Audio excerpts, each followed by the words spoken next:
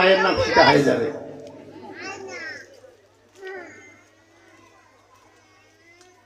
গল্প শুনতে হয়, গল্প করলে তো শুনতে পারবেন না।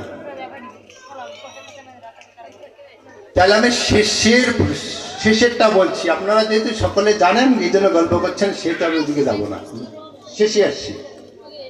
সেখানে ভগবান রামচন্দ্রের গুরুদেব ছিলেন, কি নাম? বশিষ্ঠ ঋষি।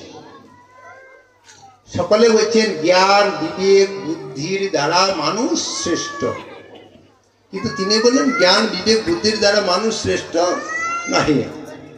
তাহলে ঋষিবর কিসের দ্বারা শ্রেষ্ঠ? বলছেন আহার নিদ্রা ভয় মৈথুনাংশ সামান্য মৃত পশুভীর নরারাম। চারটা বস্তু, খাদ্যের জন্য জগতে সকলে বাঁচে, খাদ্য না থাকলে একটা বৃক্ষ